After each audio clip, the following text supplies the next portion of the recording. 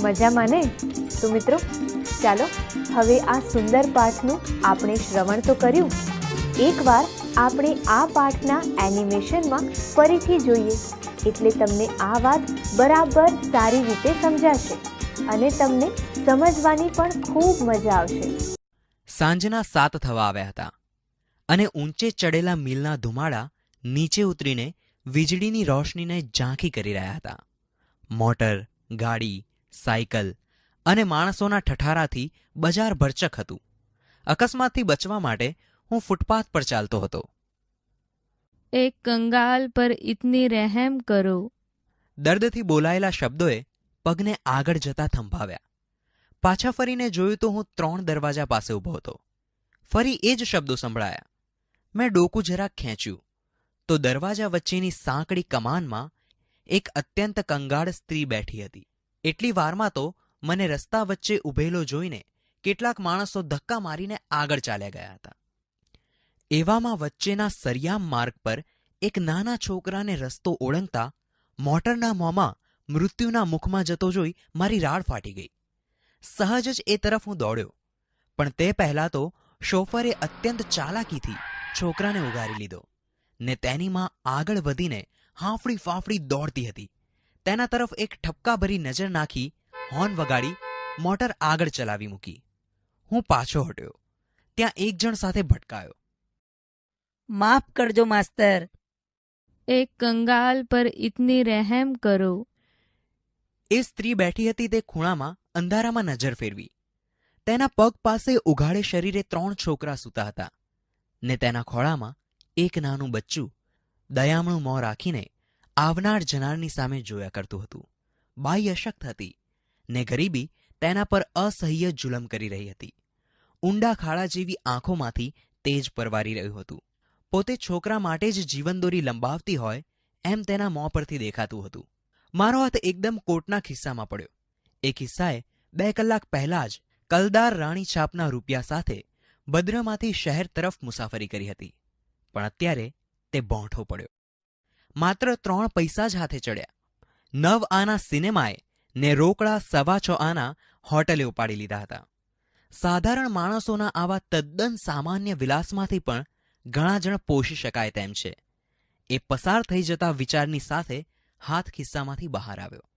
3 પૈસા પેલી બાઈના હાથમાં પડ્યા ને પૈસાના ખખડાટથી જાગેલું એક છોકરું મને ફરી સતાવે એ પહેલા જ હું દૂર થઈ ગયો.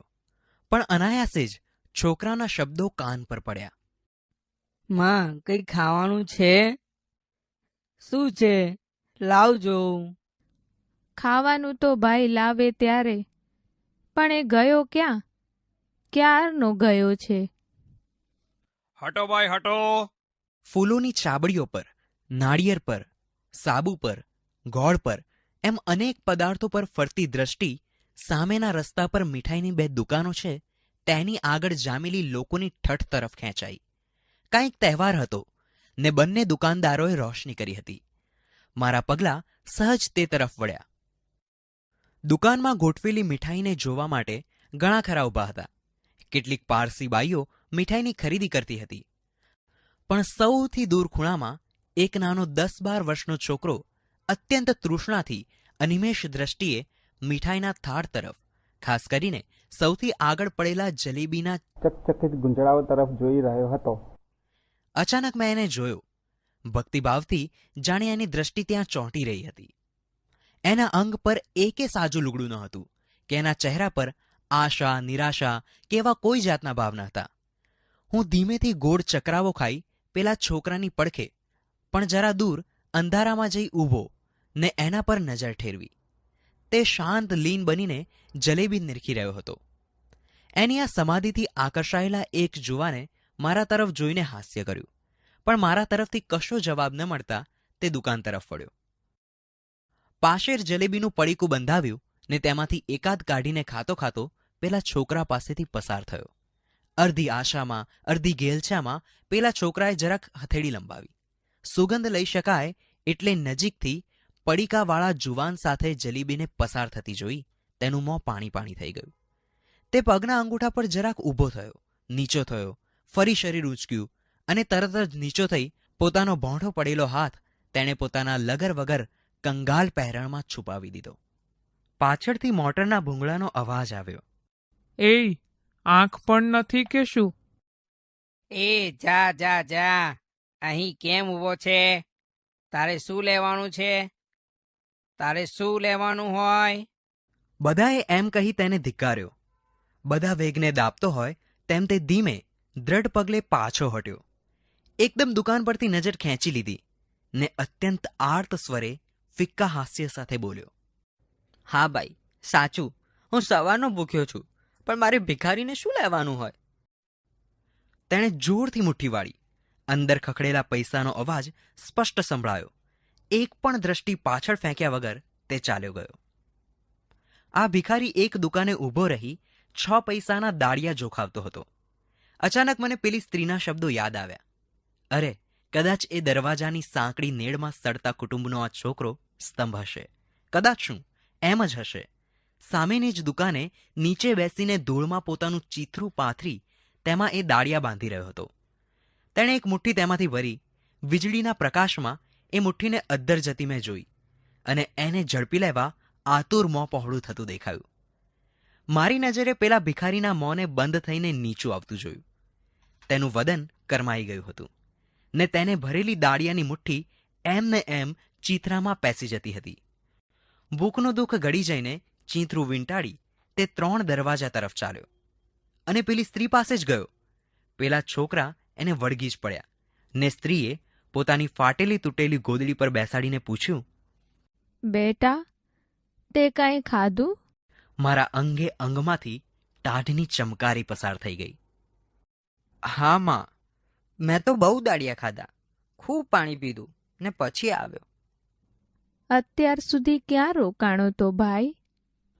માં, પેલી જલેબીની દુકાન છે ને, ત્યાં એક શેઠીએ મને જલેબી ખવડાવી. હે? હા માં. અમારો ભાગ, અમારો ભાગ. બેટા, એવું હોય તો પોતાના ભાંડરડાને માટે થોડુંક રાખીએ. તું તો મોટો, તારા પાડ્યા આ મોટા થાય તેમ છે. દાળિયા ક્યાંથી કાઢ્યા? બરફ સાર્યો તેના 10 પૈસા આવ્યા ને. કેટલા પૈસાના દાળિયા લાવ્યો? 10. આના જીવનને જરાક ટેકો આપ્યો હોય. બધાને જ ભિખારી ગણી ઘણી વખત આપણે ઉદ્યોગ કરવાનો ઉપદેશ આપીએ છીએ, પણ આ છોકરાએ ભાંડુ માટે જલેબી જતી કરી, દાળિયાના ખાધા અને ખોટું બોલ્યો. એને મદદ. ઉતાવળથી ખિસ્સામાં ગયેલો હાથ પાછો ફર્યો. ધોબીનો ધોયેલ કોટ આજે જ પહેરેલો હોવાથી સાબરમતીથી થોડીક ઝીણી રેતી જ હાથ સાથે ચોંટી. મેં હોટલ ને સિનેમાને આજે બીજી વખત સંભાળ્યા. છોકરા, તારું નામ? છોકરા, તે જલેબી ખાધી એ તો મેં જોઈ, દાળિયા ખાધા એ પણ જોયું, પણ તારું નામ તો બોલ. મારું નામ ભીખુ સાબ. તો ચાલો મિત્રો, હવે આજના અંક આયોજન મુજબ આપણે શબ્દ સમજૂતી મેળવીએ અને સાથે સાથે આ શબ્દોનો વાક્ય પ્રયોગ કરતા પણ શીખીશું. શબ્દ સમજૂતી. ઠઠારો અર્થાત સામાને આંજવા કે પ્રભાવિત કરવા માટેનો દેખાવ. આ શબ્દનો વાક્ય પ્રયોગ જુઓ. દિવાળીના સમયે દુકાનદારો પોતાની દુકાનમાં ઠઠારો કરે છે. અર્થાત દિવાળીના સમયે દુકાનદારો પોતાની દુકાનમાં સામેના વ્યક્તિને આંજવા કે પ્રભાવિત કરવા માટેનો દેખાવ કરે છે. આગળનો શબ્દ છે ભપકો અર્થાત અહીં ભીડ. આ શબ્દનો વાક્ય પ્રયોગ જુઓ. સાંજના સમયે બજારમાં ખૂબ ભપકો હોય છે. અર્થાત સાંજના સમયે બજારમાં ખૂબ ભીડ હોય છે. આગળનો શબ્દ જુઓ. કમાન અર્થાત ધનુષ્ય જેવા વળાંકવાળી રચના. આ શબ્દનો વાક્ય પ્રયોગ જુઓ. લાલ દરવાજા વચ્ચેની સાંકડી કમાનમાં એક સ્ત્રી બેઠી હતી. અર્થાત લાલ દરવાજાએ આવેલી ધનુષ્ય જેવા વળાંકવાળી જગ્યામાં એક સ્ત્રી બેઠી હતી. પછીનો શબ્દ છે કંગાલ અર્થાત ગરીબમાં ગરીબ. આ શબ્દનો વાક્ય પ્રયોગ જુઓ. મંદિર આગળ એક કંગાલ માણસ બેઠો હતો. અર્થાત મંદિર આગળ એક ગરીબમાં ગરીબ માણસ બેઠો હતો. આગળનો શબ્દ જુઓ, રહમ અર્થાત દયા. આ શબ્દનો વાક્ય પ્રયોગ જોઈએ. દરેક માણસે પશુ પક્ષીઓ પર રહમ રાખવી જોઈએ. અર્થાત દરેક માણસે પશુ પક્ષીઓ પર દયા રાખવી જોઈએ. પછીનો શબ્દ છે સરિયામ અર્થાત બધા માટેનું અથવા જાહેર. અહીં મુખ. આ શબ્દનો વાક્ય પ્રયોગ જુઓ. સરિયામ માર્ગ પર એક છોકરો જતો હતો. અર્થાત જાહેર માર્ગ પર એક છોકરો જતો હતો. પછીનો શબ્દ છે સહજ અર્થાત સ્વાભાવિક. આ શબ્દનો વાક્ય પ્રયોગ જુઓ. આપણા કર્મ સહજ હોવા જોઈએ. અર્થાત આપણા કર્મ સ્વાભાવિક હોવા જોઈએ. આગળનો શબ્દ છે શોફર અર્થાત અંગત ઉપયોગમાં આવતો ડ્રાઈવર. આ શબ્દનો વાક્ય પ્રયોગ જુઓ. રમેશભાઈની ગાડી તેમનો શોફર ચલાવે છે. અર્થાત રમેશભાઈની ગાડી તેમનો અંગત ડ્રાઈવર ચલાવે છે. આગળનો શબ્દ છે ઉગારી લેવું અર્થાત બચાવી લેવું. તેનો વાક્ય પ્રયોગ જુઓ. માતા પિતા પોતાના બાળકોને દરેક સમસ્યામાંથી ઉગારી લે છે. અર્થાત માતા પિતા પોતાના બાળકોને દરેક સમસ્યામાંથી બચાવી લે છે. આગળનો શબ્દ છે હાંફળું ફાંફળું અર્થાત ગભરાયેલું અથવા બેબાકળું. આ શબ્દનો વાક્ય પ્રયોગ જુઓ. રાઘવ સામે અચાનક વાઘ આવી જતા તે હાંફળો ફાંફળો થઈ ગયો. અર્થાત રાઘવ સામે અચાનક વાઘ આવી જતા તે બેબાકળો થઈ ગયો. આગળનો શબ્દ જુઓ. દયામણું અર્થાત દયા ઉપજે એવું. આ શબ્દનો વાક્ય પ્રયોગ જુઓ. ભૂખ્યા બાળકનો ચહેરો દયામણો હોય છે. અર્થાત ભૂખ્યા બાળકનો ચહેરો દયા ઉપજે તેવો હોય છે. પછીનો શબ્દ છે જુલમ અર્થાત અહીં ત્રાસ. આ શબ્દનો વાક્ય પ્રયોગ જુઓ.